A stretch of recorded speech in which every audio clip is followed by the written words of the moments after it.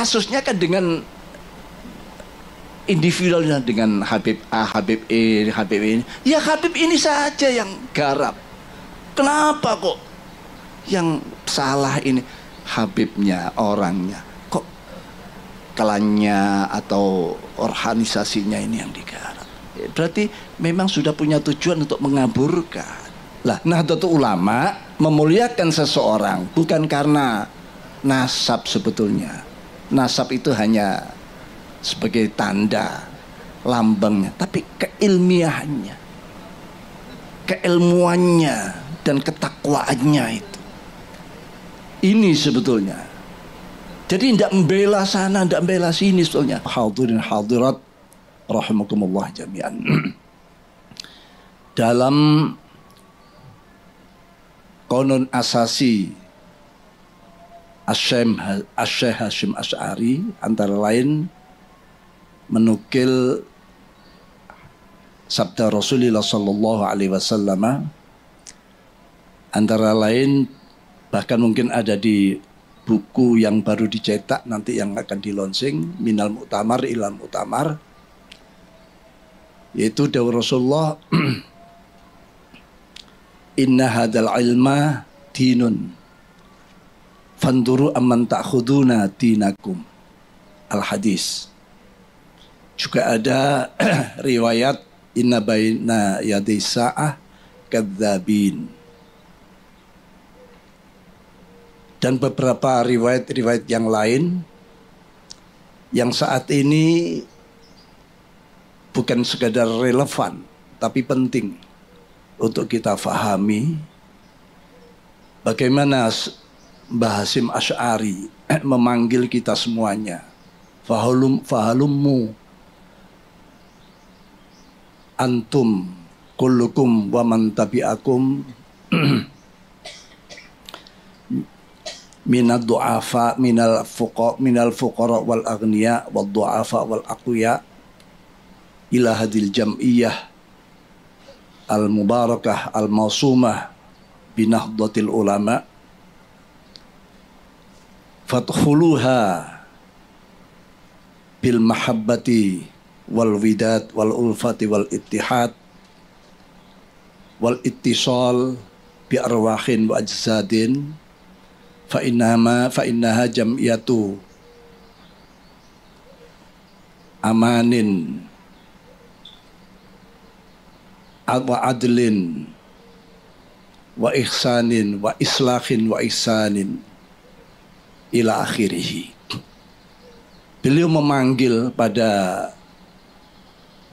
satu abad yang lewat, dimanggil semuanya, bahkan arwah kita yang belum lahir pada saat itu terpanggil dengan panggilan beliau. Ayo kesinilah semuanya, datanglah berbondong-bondong kalian nih para ulama dan santri-santri kalian, dengan membawa rasa mahabbah, cinta, dan persatuan, ketertautan hati yang terdiri dari para fuqara dan aghnia, du'afa dan aqwiya, semuanya untuk menisbatkan diri pada Jam'iyah Nahdlatul Ulama yang mubarakah. Maksudnya tentu dengan arwah wal ittisal, menyatukan ruh perjuangan kita. Ini sepertinya kasyaf beliau melihat akhir-akhir nanti Nahdlatul Ulama walaupun sudah diakui sebagai jam'iyah yang terbesar bukan hanya di dunia tapi sampai akhirat. Buktinya teman-teman saudara kita yang sudah meninggal dunia tidak dicoret dari keanggotaannya. Bahkan mereka yang meninggal pun di Lailatul Istima atau Naharul Istima diumumkan sebagai saudara kita, anggota Nahdlatul Ulama yang telah mendahului kita. Mari kita bacakan suratul Fatihah. Mereka masih dianggap sebagai anggota, saudara dan anggota. Nah ini kalau dijumlah, ya, dunia dan akhirat sudah nyata. Dunia saja sudah diakui terbesar di dunia. Tidak ada sebuah organisasi sosial keagamaan yang sebesar Nahdlatul Ulama ini. Tapi ingat, kalau besarnya sebuah organisasi tanpa tandim, tidak munadzamah, tidak tertib, maka akan bisa dilumpuhkan dengan organisasi-organisasi yang batil tapi munadzam, batil tapi murattab, tertib. Ini yang harus kita sadari. Ya. Bahkan sudah banyak kelompok-kelompok organisasi yang lain mereka ingin giliran. Kalau sekarang NU sudah katakanlah ya 75% atau bahkan sampai 80% bangsa Indonesia ini adalah intisab pada Nahdlatul Ulama. Ya. Tapi mereka yang lain juga ingin kapan kita menggantikan posisi Nahdlatul Ulama. Ini bukan don saja, sudah upaya-upaya ke sana sudah banyak. Kalau kita ini mengabaikan ketertiban ADART kita, perkum kita, justru ini memberi jalan orang lain untuk masuk. Ya. Sudah berapa kali kita mendapatkan bertubi-tubi gangguan-gangguan, khususnya saat sekarang ini gaduhnya bab nasab antara dzurriyyah yang satu kelompok disebut Ba'alawi, yang satu kelompok disebut dzurriyyah Wali Songo, terutama ini. Kalau Gresik insya Allah aman-aman saja. Saya tidak melihat ini jadi sesuatu yang besar. Ya, karena di sini juga para bagian muassis banyak, termasuk almarhum Kiai Burhan. Ya. Ada putranya Kiai Khisni.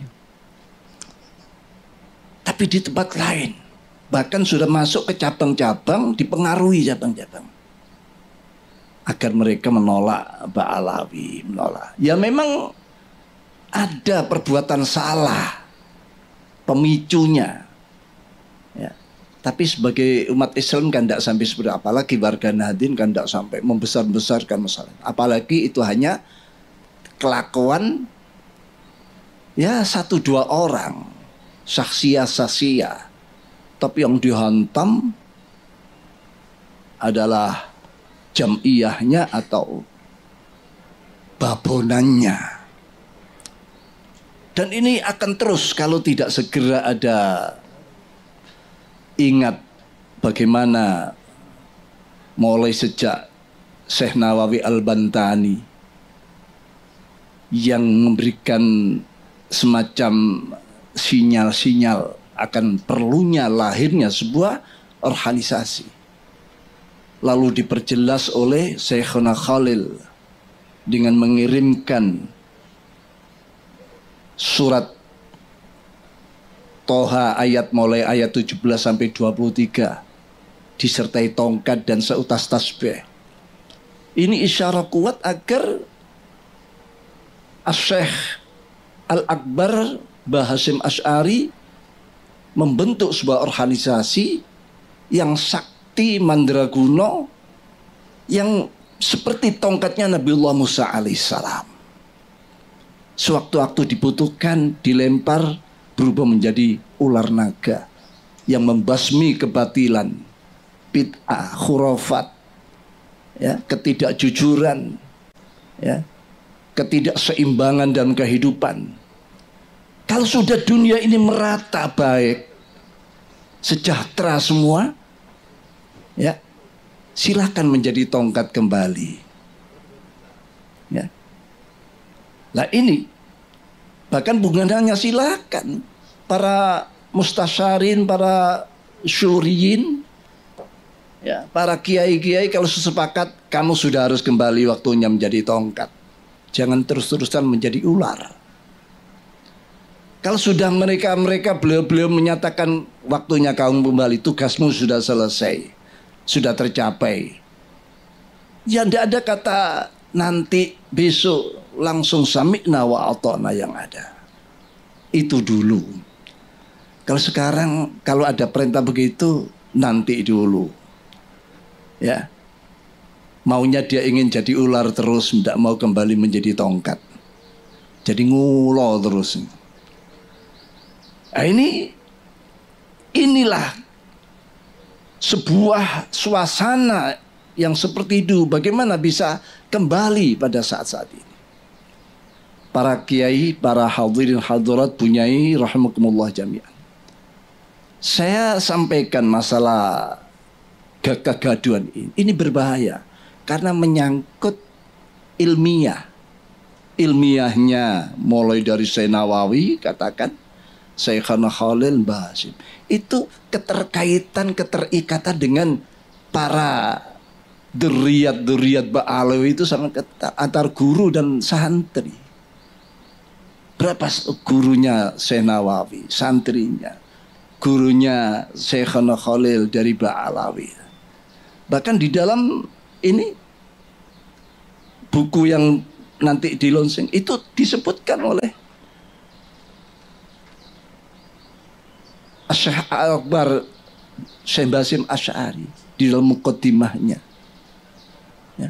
Bahkan PCNU pertama kali yang dibentuk di Jombang pada tahun 1928 itu mustasarnya Basim Asy'ari dengan Habib Muhsin kalau tidak salah, dan itu dibentuk di rumah beliau. Surabaya, Gresik, tidak bisa lepas karena ini babakan ilmiahnya. Lah, Nahdlatul Ulama memuliakan seseorang bukan karena nasab sebetulnya. Nasab itu hanya sebagai tanda lambangnya, tapi keilmiahannya, keilmuannya dan ketakwaannya itu. Ini sebetulnya.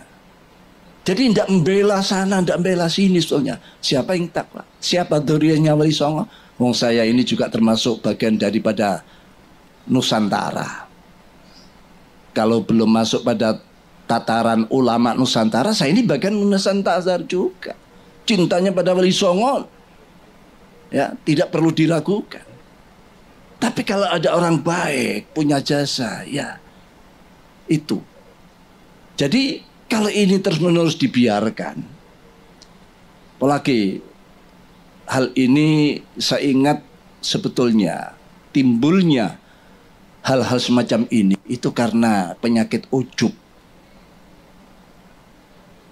Saya pernah mendengar tokoh ulama antara lain Syed Muhammad Ali Al-Maliki pernah menyatakan sebuah riwayat hadis, idza ra'aitum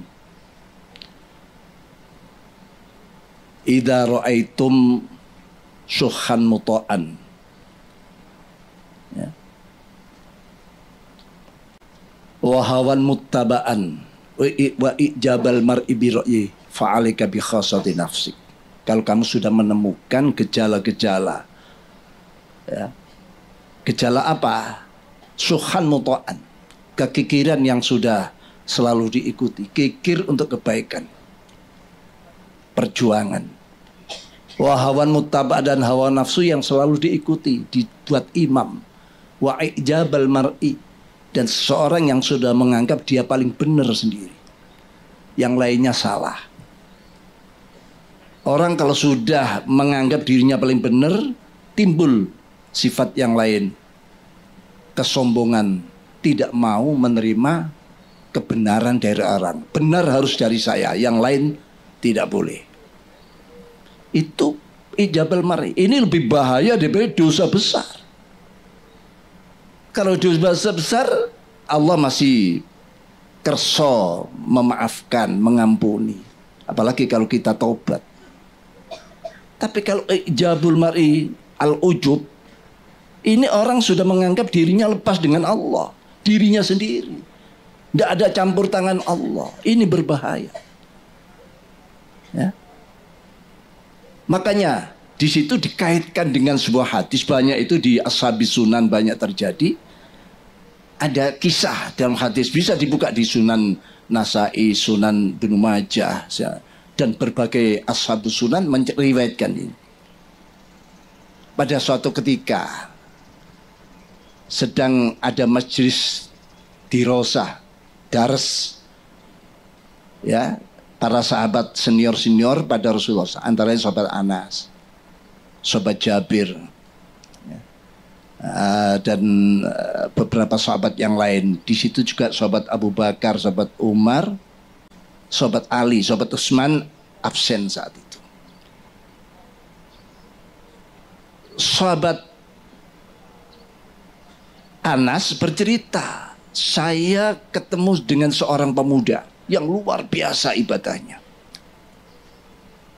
Kalau siang puasa tidak pernah berhenti, kalau malam sholat, ya, semalam suntuk.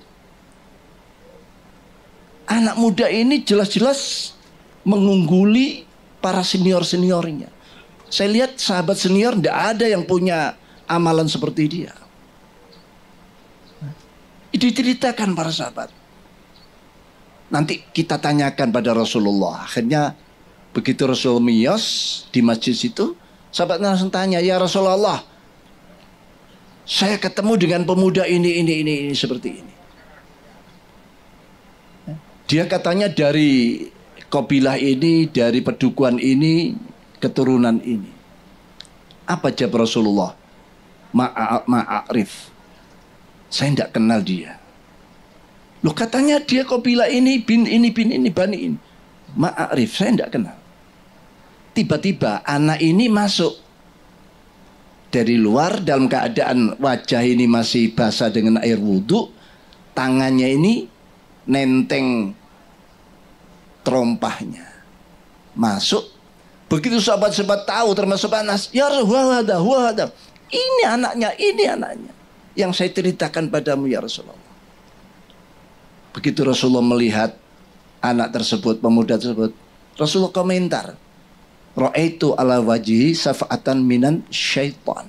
Loh, kok wajah anak ini ada stempel setannya? Saya melihat di wajah anak ini ada stempel setan. Loh, kan terkejut semua statement Rasulullah seperti itu. Yang dipuji-puji, sholatnya, puasa luar biasa. Tiba-tiba Rasulullah kok komentarnya ada stempel setan. Akhirnya anak ini berjalan mendekat. Ya. Dipanggil Rasulullah. Tidak mengucapkan salam. Ditanya, ayu hasyab, hal hadasta nafsak. In anta bainal aqwam bainaha ula bi annaka khair minhum. Apakah ada kentek di hatimu? Kalau kamu ketemu dengan kaum-kaum yang mulia ini, kamu merasa lebih baik daripada mereka, lebih mulia juga. Apa jawabannya? Allahumma na'am ya. Iya ya Rasul. Saya ketemu siapa kecil semua. Padahal itu sahabat senior-senior waktu itu. Ada sahabat Bakar, sahabat Umar, sahabat Ali. Dianggap kecil di hadapannya. Setelah itu anak ini tanpa bicara, tanpa ngomong A, I, U, langsung meninggalkan, masuk masjid. Begitu masuk masjid, Rasulullah menyatakan, mayyaktul hadasyab. Siapa yang berani meringkus anak ini? Saya perhalus, yaktul, saya artikan meringkus. Karena ini perintah Rasulullah, Abu Bakar, anak aktulu, saya akan meringkus anak ini. Dikejar anak ini masuk masjid. Ternyata ini takbir, Allahu Akbar. Berhenti Abu Bakar. Huwa yukabbir, huwa yusalli. Warsul yanhani an qatilil musalli. Dia sholat, takbir. Padahal Rasulullah melarang, aku ganggu orang-orang sholat. Saya kembali matur ke Rasulullah. Kembali balik lapor Rasulullah. Ya Rasulullah, huwa yusalli. Asalnya dalam petang, mada tamal ya Bapak, apa yang kau kerjakan? wa yusalli ya Rasulullah wa anta tanhani an qatil musallin. Paduka kan melarang saya ganggu orang sholat. Akhirnya harus jawab lagi, mayyatul hadar rajul. Sahabat Umar, ana ya anak tuluh, saya akan meringkus anak ini. Sahabat Umar masuk, anak ini sedang sujud. Berhenti sahabat Umar, wa sajidi minas sajidin, wa musalli, wa yusalli, wa rasul yanhani anhu. Dan Abu Bakar pun kembali dia, huwa khair minni. Saya ikutan Abu Bakar. Tidak jadi, ikut Abu Bakar saja. Ditanya, mada ta'mal ya Umar? Wa sajidun ya Rasul. Dia sujud ya Rasul sholat. Wa anta tanhani an qatil sajidin musallin. Waihak ya Umar, kata Rasulullah. Lalu yang ketiga Rasulullah dawuh lagi, mayyatul hadar rajul. Tinggal sahabat Ali. Ana aktul ya Rasulullah. Sebelum sahabat Ali mengangkat kakinya masuk, Rasulnya, ya Ali, anta la taqtulu wa anta sataqtulu. Kamu tidak bisa meringkus anak ini, tapi nanti kamu yang akan meringkus anak ini. Begitu sahabat Ali masuk masjid, anak sudah tidak ada, sudah selesai sholat, sudah pulang. Setelah itu Rasul menyatakan, laula hadas syab makhtalafa bainas nain. Andaikan tidak ada anak seperti ini, umatku bersatu, tidak ada yang beda pendapat, tidak ada yang beda-beda, katakan ya kelompok, organisasi, semua fi soffin wahid. Berarti anak ini cikal bakal perpecahan di dalam Islam. Lalu bagaimana dengan dawuh Rasulullah, ya Ali anta la taqtulu anta sataqtulu? Di saat sahabat Ali menjadi khalifah di Kufah, terjadi peperangan yang dikenal dengan Naharawain atau Naharawan. Peperangan Naharawain. Di situ yang pegang bendera anak itu tadi sedang memberontak pada kekuasaan khilafahnya sahabat Ali. Sahabat Ali mendengar anak itu yang pegang bendera, keluar sahabat Ali. Karena dia masih terngiang-ngiang dawuh Rasul, wa anta sataqtulu. Kamu yang akan meringkus anak ini. Akhirnya berhadap soal, dibunuhlah anak ini. Jadi anak terbunuh di tangan sahabat Ali. Shadaqa Rasulullah sallallahu alaihi wasallam. Ternyata dawuh Rasul benar, anak ini terbunuh di tangan sahabat Ali. Dan anak ini sudah terkenal menjadi kelompok-kelompok Khawarij. Orang yang sholatnya luar biasa, sampai Rasul menyatakan, tahtakiruna sholatakum bisolatihim wasyamakum bisya'im. Salatmu jangan diadu dengan mereka, tidak ada apa-apanya. Puasamu jangan diadu dengan mereka, tidak apa-apanya salat dan puasamu. Tapi yakhrujuna minaddin, ya, khurujas sahmi minar ramiyah. Tapi dia secepat lepas dari agamanya, imannya, secepat anak panah lepas dari busurnya. Salatnya luar biasa, ya, puasanya luar biasa, tapi detik per detik dia lepas dari Islam. Sekarang tanda-tanda itu ada. Penolakan kebenaran. Semua orang sedunia, mufti sedunia kalau menfatwakan, misalnya ini ya, pernah melihat ya, menfatwakan bahwa Ba'alawi itu sahih nasabnya, saya tetap menolak. Ulama dunia ditolak. Ini ilmu macam apa semacam ini? Bukan ajaran kita semacam itu. Lah sekarang PC-PC itu dimasuki, terutama di Solo Raya itu sudah kena. Nanti akan saya usahakan supaya dibenahi itu PCN yang sudah mulai menolak apa ini wirid yang sering kita baca. Rabitul Haddad dan semua. Dan nanti pada gilirannya ya masyayikh kita. Ya, masyayikh kita. Kanjeng saya Abdul Qadir Jailani sudah mulai digarap. Said Muhammad Ali Al-Maliki juga diragukan nasabnya. Nanti digilir semua. Di belakang itu siapa? Wahabi. yang memang berani dia menolak seperti itu.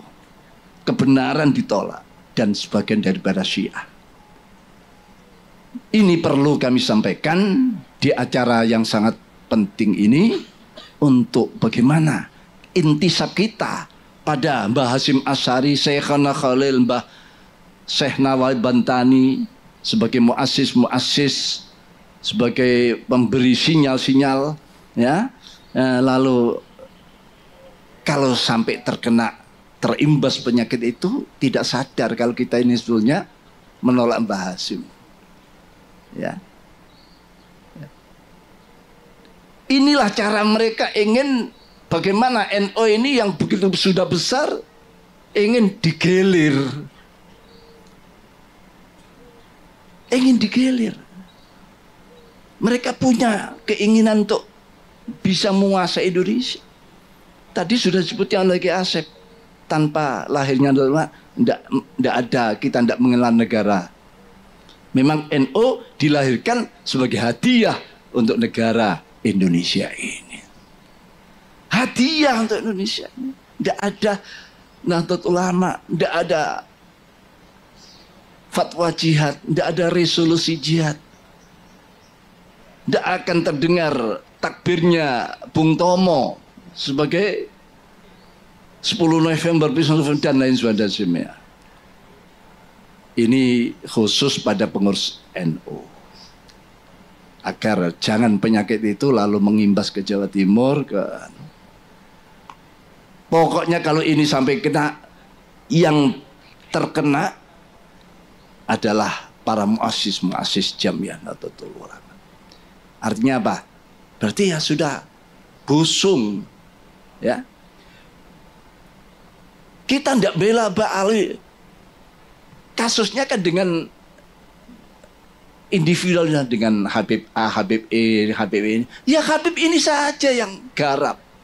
Kenapa kok yang salah ini Habibnya, orangnya? Kok klannya atau organisasinya ini yang digarap?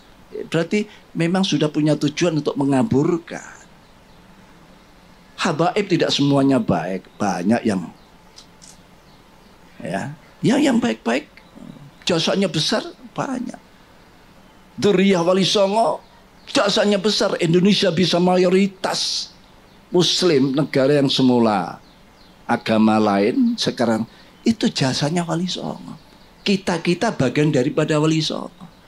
Kita bela, mosok PBNU dianggap bela nih Habaib, menjadi jongosnya Habaib, menjadi budaknya, menjadi anunya Ba'alawi. Ini memang cara-cara mereka seperti itu. Mudah-mudahanlah ini pencerahan, menjadi pencerahan, bukan malah menjadi ruwet. Buyar ini tambah ruwet. Pidato apa itu tadi? Jangan malah jadi kalau saya sih tidak ada masalah sampean kritik, bahkan sampean bully, sampean apa, tidak ada masalah. Sampean suruh turun dari orang Islam, sekarang saya turun. Tapi kan ada mekanismenya. Ya nantilah kalau sudah ojo dipilih. Dan saya memang sudah niat, sepertinya saya itu tidak bisa melanjutkan lagi. Ingin kembali kepada umat. Itu ya. Demikian. Terima kasih atas semuanya. Mudah-mudahan PCI Goyang Gresik yang membuat sejarah yang baik dengan launching Minal Mu'tamar Ilal Mu'tamar, dan selanjutnya PCN yang lain juga bisa mengikuti, dan karena Gresik kan tonggoi Surabaya jadi sama lah. Demikianlah, kurang lebih mohon maaf.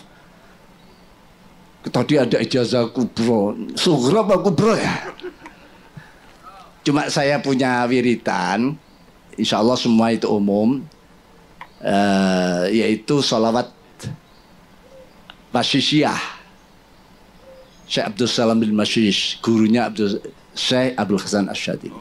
Ini pula kiai-kiai dari semua ini amalannya seperti ini. Saya kira apal semua, sudah monggo. Itu ijazah ammah, saya juga ijazah ammah dari Syekh Muhammad, dari beberapa. Saya kira sudah hafal semua. Demikian kurang dan maaf. Ihdinash shiratal ya ajastukum. Katanya hamlam mahfufannya ini yang lebih terasa. Hamlam mahfufan. Ya, itu yang lebih sakti, lebih tampak kesaktiannya. Bukan berarti yang lainnya tidak sakti, lebih tampak. Ihdinash shiratal mustaqim. Wallahul muwaffiq ila aqwamit thoriq. Assalamualaikum warahmatullahi wabarakatuh.